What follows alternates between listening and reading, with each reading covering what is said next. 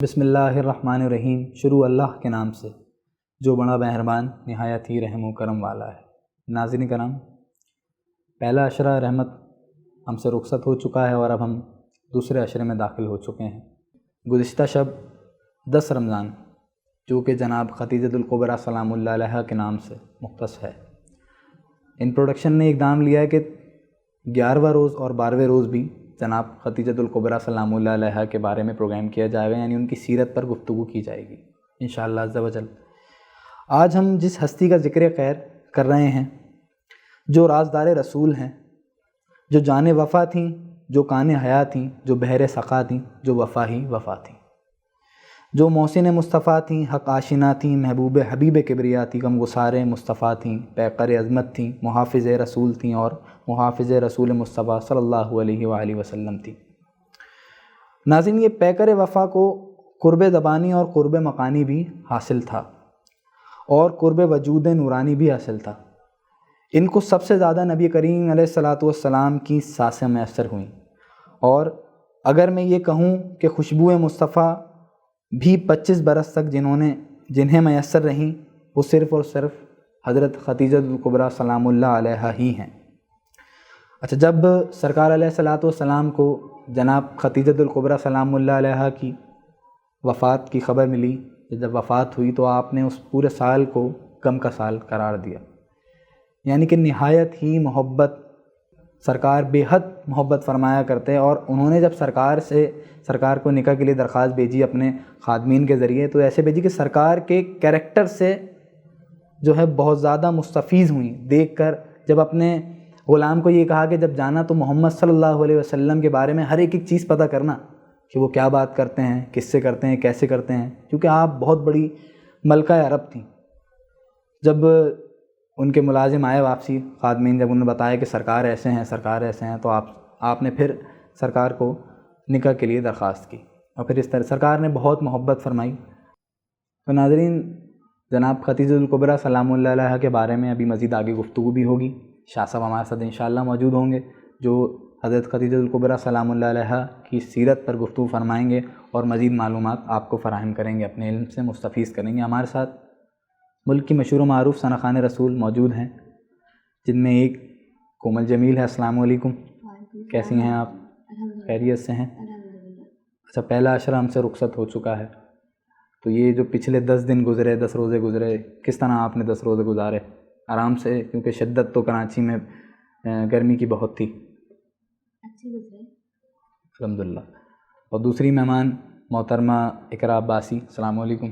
وعلیکم السلام، کیسی ہیں آپ؟ الحمدللہ خیریت سے ہیں؟ دونوں مہمان گرامی کا میں بےحد مشکور ہوں، ان پروڈکشن کی جانب سے شکریہ ادا کرتا ہوں کہ اپنے قیمتی وقت میں سے ہمیں وقت میسر کیا۔ پروگرام کا آغاز ہوا ہے، حمد باری تعالیٰ پیش کرنی ہے۔ میری گزارش ہے اقراء سے کہ آپ حمد باری تعالیٰ کا نذرانہ پیش کریں۔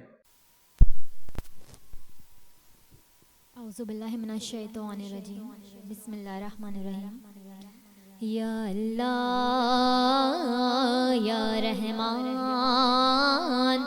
یا رحیم یا کریم یا ستار یا غفار، مولا ذوالجلال ہے، پروردگار ہے، مولا ذوالجلال ہے، پروردگار ہے، اس کے کرم کا واسطہ میری نجات ہے۔ یا اللہ یا رحمان یا رحیم یا کریم یا ستار یا غفار، سنتا ہے مومنوں کی کہ داتا کل وہی، سنتا ہے مومنوں کی داتائے کل وہی، یوں ہر بشر میں اس کا کرم بے حساب ہے۔ یا اللہ یا رحمان یا رحیم یا کریم یا ستار یا غفار، ہم کو بھی کوئی وصف عطائے حبیب ہو، ہم کو بھی کوئی وصف عطائے حبیب ہو، اس شے کے نام بخش جو تیرا حبیب ہے۔ یا اللہ یا رحمان یا رحیم یا کریم یا ستار۔ اللہ سبحان اللہ، خوبصورت انداز سے حمد باری تعالیٰ کا نذرانہ پیش کر رہی تھیں اقرا عباسی۔ ہمارے ساتھ محترمہ کومل جمیل بھی موجود ہیں۔ میری گزارش ہے کہ آپ بھی سرکار علیہ الصلوۃ والسلام کی بارگاہ میں نذرانہ عقیدت پیش کریں۔ میرے سرکار میری بات بنائے رکھنا، میرے سرکار میری بات بنائے رکھنا، اپنے دامان شفاعت میں چھپائے رکھنا، اپنے دامان شفاعت میں چھپائے رکھنا، سراپا خطا ہوں آقا نگاہ کرم ہو، آقا سراپا خطا ہوں نگاہ کرم ہو، میں سب سے برا ہوں نگاہ کرم ہو، مجھے مانگنے کا سلیقہ نہیں ہے، مجھے مانگنے کا سلیقہ نہیں ہے، مگر مانگتا ہوں نگاہ کرم ہو، میں نے مانا کہ نکما ہوں مگر آپ کا ہوں، میں نے مانا کہ نکما ہوں مگر آپ کا ہوں، اس نکمے کو بھی سرکار نبھائے رکھنا، اس نکمے کو بھی سرکار نبھائے رکھنا، کسی منصب کا طلبگار ہونا دنیا کا، کسی منصب کا طلبگار ہونا دنیا کا، خاک ہوں میں مجھے قدموں سے لگائے رکھنا، خاک ہوں میں مجھے قدموں سے لگائے رکھنا، میرے سرکار میری بات بنائے رکھنا۔ السلام علیکم ناظرین، اس سے پہلے آپ جو سیگمنٹ دیکھ رہے تھے اس میں نعت شریف سماعت فرمائیں ملک کی مشہور معروف ثناخوان رسول سے۔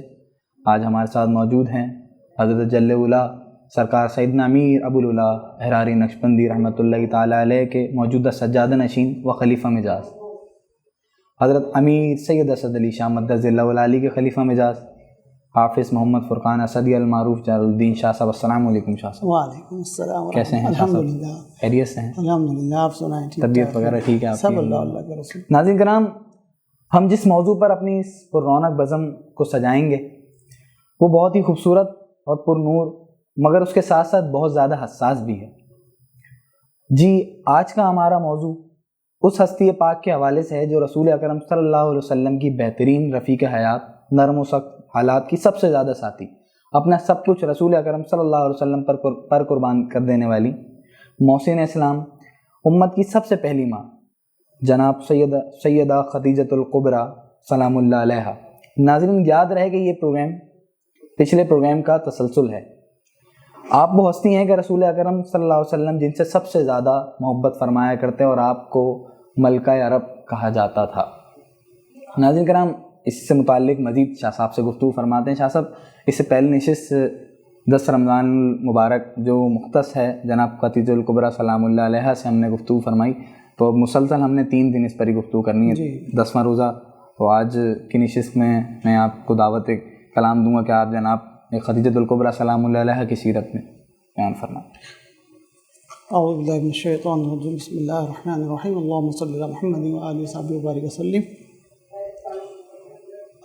جناب بی بی سیدہ خدیجۃ الکبریٰ سلام اللہ علیہ و رضی اللہ تعالی عنہ، جن کی سیرت پر ہم لوگ گفتگو کرنے کی سعادت حاصل کر رہے ہیں، اور یہ بہت بڑی سعادت کی بات ہے کہ ان ہستی پاک کے جو محسن اسلام بھی ہیں جی، اور ام المومنین بھی ہیں، اور حضور کی سب سے زیادہ نرم و گرم سخت ترین حالات میں ساتھی بھی رہی ہیں، ان پر گفتگو کرنے کے ہمیں یہ موقع مل رہا ہے.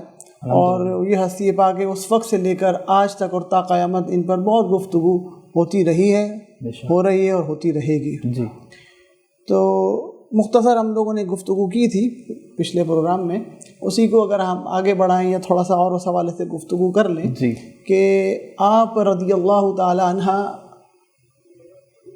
آپ کا نام نامی بی بی خدیجۃ الکبریٰ ہے اور آپ کے والد کا نام خویلد ہے، خدیجہ بنت خویلد رضی اللہ تعالی عنہ، اور آپ کی والدہ کا نام فاطمہ ہے. سبحان اللہ. اور یہ بڑا عجیب اتفاق کہہ لیں یا اللہ کی قدرت کہہ لیں کہ فاطمہ نام نامی بڑی متبرک اور باعظمت خواتین کے نام رہے ہیں، جس میں سے جیسے آپ بیوی صاحبہ خدیجۃ الکبریٰ رضی اللہ تعالیٰ عنہ کی والدہ کا نام ہے، جی، خود بیوی صاحبہ سیدہ فاطمہ الزہرا سلام اللہ علیہ رضی اللہ تعالیٰ عنہ کا نام نامی ہے. اور اسی طرح سیدنا ابو طالب رضی اللہ تعالیٰ عنہ کی زوجہ محترمہ کہ جن کو حضور اپنی رضائی والدہ بھی فرمایا کرتے تھے اور اپنی ماں کہا کرتے تھے، حضور اپنی ماں کہا کرتے تھے، ان کا نام بھی فاطمہ ہے، مولا کائنات کی جو والدہ ہیں. اسی طرح جو مولا کائنات کی دوسری زوجہ محترمہ سیدنا عباس علمدار رضی اللہ تعالیٰ عنہ کی جو والدہ ہیں وہ بھی فاطمہ ہیں. تو یہ بڑا متبرک اور مبارک اور باعظمت نام بھی ہے اور باعظمت ہستیوں کا نام رہا. بہرحال بی بی سیدہ خدیجۃ الکبریٰ کی جو ولادت ہوئی وہ 15 سال قبل جو عام الفیل تھا، ہاتھیوں کا سال کہلاتا ہے، جس میں ابرہہ نے خانہ کعبہ پر چڑھائی کرنے کا ارادہ کیا تھا، اور پھر جس پر سورہ فیل بھی نازل ہوئی ہے کہ ہاتھیوں نے پھر کوشش کی چڑھائی کرنے کی اور ہاتھی جم گئے تھے، اور ابابیل نے جو ہے اللہ کے حکم سے ان پر کنکریوں سے حملہ کیا تھا. تو وہ سال کہلاتا ہے عام الفیل. اس سے 15 سال قبل آپ دنیا میں تشریف لائیں، اور جیسا کہ میں نے بتایا آپ کے والدین کا نام نامی. اچھا، آپ شروع سے ہی بہت پاکیزہ کردار رہی اور بہت زیادہ آپ کا اخلاق، کردار، معاملہ بہت بلند تھا، بہت بلند رہا. اور آپ اخلاق و کردار میں اس مقام پر تھی کہ عہد جاہلیت میں بھی آپ کا نام طاہرہ تھا. سبحان اللہ. یہ ہم جیسے پچھلے پروگرام میں بھی ذکر کر چکے ہیں کہ عہد جاہلیت میں بھی آپ کا نام نامی طاہرہ رہا. ماشاء اللہ. اور جب بڑی ہوئی تھوڑا پھر کاروباری طرف رخ کیا آپ نے، اور اس نہج پر، اس مقام پر پہنچی. کاروبار میں بھی کاروباری سوجھ بوجھ بھی اتنی تھی کہ ایک وقت پر یہ مقام آ گیا تھا کہ جیسے ہم نے پچھلے پروگرام میں بھی ذکر کیا تھا کہ تجارت میں آپ کا یہ معاملہ تھا کہ اس وقت کے بڑے بڑے عرب کے تاجروں کو بھی، جسے آج کل کے زبان میں بزنس مینوں کو بھی، بزنس مین کو بھی آپ قرضہ دیا کرتی تھی. اللہ اکبر. آپ کا بڑا مقام تھا، بہت باعظمت اور باحیثیت تھی. کچھ ایسا وقت آیا کہ آپ کو حضور علیہ الصلاۃ والسلام کے بارے میں پتہ چلا. ایک وقت آیا اور آپ تجارت کرتی تھیں، اور جب ٹائم گزر گیا تو ایک وقت ایسا تھا کہ حضور علیہ الصلاۃ والسلام کے بارے میں آپ کو پتہ چلا، تو آپ نے خاص طور پر اپنا ایک غلام جو آپ کا قریبی تھے ان کو آپ نے تیار کیا کہ ہم جو محمد صلی اللہ علیہ وآلہ وسلم ان کو ہم تجارت کے لیے بھیجیں گے تو تم ان کے ساتھ رہنا. صحیح. اور ایک ایک چیز کی ان کے ہمیں اطلاع ضرور دینا، بتانا، ہمیں آگاہ کرنا کہ ان کا معاملہ کیسا رہا. صحیح. خیر وہ حضور علیہ الصلاۃ والسلام شام کی طرف وہ لے کر گئے اور بہت زیادہ منافع ہوا. اور واپسی میں آپ کے جو غلام تھے میسرہ نام کے، انہوں نے حضور علیہ الصلاۃ والسلام کے اخلاق و کردار، بے شک، اور ان کی دیانت کے ساتھ ساتھ ان کی کاروباری فہم کو بھی بہت زیادہ بتایا کہ بھائی ان کا کاروباری فہم بھی بہت زبردست ہے. سبحان اللہ. مطلب یہ بھی ایک مثال ہے ہم لوگوں کے لیے، امت کے لیے، کہ حضور علیہ الصلاۃ والسلام نے جب تجارت فرمائی تو جھوٹ اس سے کنارہ کیا، اپنے اخلاق اچھے رکھے، مگر اس کے ساتھ ساتھ کاروباری فہم کو بھی یوز کیا. ایسے ہی صرف یہی نہیں کہ جھوٹ سے بچنا یا اخلاق اچھا رکھنا بہت اچھی بات ہے، مگر جیسے ہمارے مرشد پاک بھی فرماتے ہیں کہ جو چیز ہو اس کو میرٹ کے ساتھ پورا کرو. صحیح. کاروبار کی میرٹ یہ ہے کہ اس کی فہم پتہ ہونی چاہیے، اور یہ حضور کی سنت ہے کہ حضور علیہ الصلاۃ والسلام جب سیاست میں آئے تو اس کو پورے طور پر آپ نے نبھایا. صحیح. جب آپ کاروبار فرمایا کرتے تھے اس کی فہم کو آپ نے سمجھا اور اس پر عمل کر کے دکھایا تا قیامت تک کے آنے والوں کے لیے کہ جب تجارت کرو تو یہ اصول اپناؤ. صحیح. یہ ایک الگ بحث ہے کہ اس وقت کیا کیا اصول تھے، کیا کیا ہوتے. عام اس میں یہی ہے کہ سرکار علیہ الصلاۃ والسلام نے جھوٹ سے کنارہ کشی کی، اپنا اخلاق اچھا رکھا، اور پھر کاروباری فہم کو اپنایا اور اس کو اپنی سنت بنایا. واپسی میں آئے، پھر یہ ہوا کہ جب بی بی صاحبہ خدیجۃ الکبریٰ کو پتہ چلا تو انہوں نے، جیسے ہم نے پچھلے پروگرام میں بھی ذکر کیا تھا، کہ اپنے نکاح کا پیغام سیدنا ابو طالب رضی اللہ تعالیٰ عنہ تک خود پہنچایا. یہ بھی ایک یوں سمجھ لیں کہ امت کے لیے ایک سنت کہہ لیں، ایک پیغام کہہ لیں کہ ہمارے معاشرے میں یہ ایک رسم موجود ہے کہ نہیں بھائی، ایک غلط رسم، غلط رواج موجود ہے کہ کوئی لڑکی والا رشتے کے لیے نہیں کہہ سکتا جی ڈائریکٹلی. یہ بہت زیادہ ہے. ہاں، یہ بہت زیادہ موجود ہے. تو ایسا نہیں ہے. یہاں تو سنت تو یہ آ رہی ہے حضور علیہ الصلوۃ والسلام کی پہلی شادی کے حوالے سے کہ خود بی بی خدیجۃ الکبریٰ نے جب حضور علیہ الصلوۃ والسلام کو اس خاکے میں دیکھا جس کی وہ تمنا کرتی تھی. یہ نہیں تھا کہ بی بی صاحبہ کو، خدیجۃ الکبریٰ کو کوئی رشتوں کے پیغامات نہیں آتے تھے. بڑے بڑے جو ہے اس وقت کے تاجر، فقہا، ادیب، جن کے اثر و رسوخ تھے، مال و دولت تھی، سب کے آپ کے پاس پیغامات موجود تھے. لیکن انہوں نے سب پر صرف اس چیز کو کہ حضور علیہ الصلوۃ والسلام کا اخلاق و کردار، ان کی سچائی، دیانتداری، معاملہ فہمی، کاروبار کا فہم، یہ وہ چیزیں تھیں جنہوں نے آپ کو بہت زیادہ متاثر کیا اور اپنا پیغام خود سے جو ہے کہلوایا. پھر حضور علیہ الصلوۃ والسلام کی رضامندی سے ان کی شادی ہو گئی. تو حضور صلی اللہ علیہ وآلہ وسلم فرمایا کرتے تھے کہ میری بہترین رفیقہ حیات جو ہے وہ خدیجہ ہے، جنہوں نے کبھی مجھے کسی بھی معاملے میں پریشان نہیں کیا، نہ گھریلو معاملات میں، صحیح، نہ میرے کسی بھی ایسے معاملے میں جس سے میں تکلیف کا اظہار ہو یا میں پریشان ہو جاؤں. مجھے ہر پریشانی سے دور رکھا، میرے بچوں کو بھی پالا. یہ الفاظ حضور علیہ الصلوۃ والسلام، یہ کوئی معمولی بات نہیں ہے. اور حضور علیہ الصلوۃ والسلام ان کی سہیلیوں سے اس قدر محبت کرتے تھے کہ جب آپ کا پردہ بھی ہو گیا تھا تو ان کا جب نوک جسے کہتے ہیں کھٹکا ہوتا تھا تو دوڑ کے جاتے تھے جی، اور ان کے لیے حصے کسی بھی اگر قربانی ہو رہی ہے یا کوئی ایسا حصہ ہے کھانے کا یا دیگر چیزوں کا تو وہ پہنچایا کرتے تھے، صرف ان کی محبت کی وجہ سے سہیلیوں تک کو پہنچایا کرتے تھے۔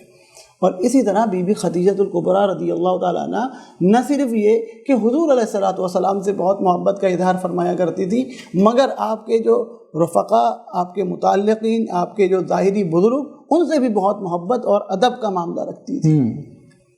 جیسے کہ بی بی ام ایمن ہیں، بی بی ام ایمن وہ ہیں کہ جب حضور علیہ الصلوۃ والسلام کی والدہ کا پردہ ہو گیا مدینہ شریف سے مکہ شریف آتے ہوئے، تو اس وقت حضور کی عمر مبارکہ بہت تھوڑی سی تھی، 6 سال آتا ہے کہیں۔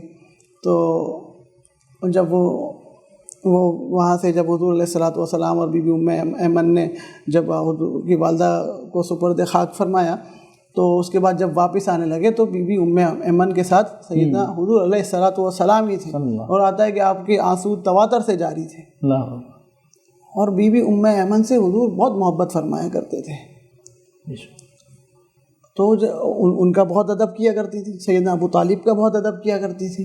اسی طرح بی بی حلیمہ سعدیہ رضی اللہ تعالیٰ عنہ، جو کہ حضور علیہ الصلوۃ والسلام کی رضائی والدہ کہلاتی ہیں، ان کا بھی بہت ادب اور احترام سیدہ خدیجہ الکبریٰ کیا کرتی تھی۔ ایک وقت ایسا ہوا کہ وہ بہت پریشان تھی اور حضور علیہ الصلوۃ والسلام کے پاس آ کر انہوں نے اپنی مفلسی کا اور تھوڑا پریشان حالی کا ذکر کیا، تو حضور علیہ الصلوۃ والسلام نے بی بی خدیجہ الکبریٰ سے ذکر فرمایا، تو بی بی خدیجہ الکبریٰ نے فوراً ایک اونٹ اور 40 بکریاں ان کی دلجوئی کے لیے، ان کی مدد کی نیت سے اور حضور علیہ الصلوۃ والسلام کی محبت میں ان کو عطا فرمائی۔ تو ایسے بارہا واقعات ہیں کہ جو بی بی خدیجہ الکبریٰ رضی اللہ تعالیٰ عنہ کی عظمت کو ظاہر کرتے ہیں، اور ان سے حضور علیہ الصلوۃ والسلام کی محبت کو بھی ظاہر کرتے ہیں، اور ان کے گھر کی ایک نگہبانی کو، انہوں نے گھر کو ہی نہیں سنبھالا بلکہ حضور علیہ الصلوۃ والسلام کو گھر کے معاملات میں اتنا سکون دیا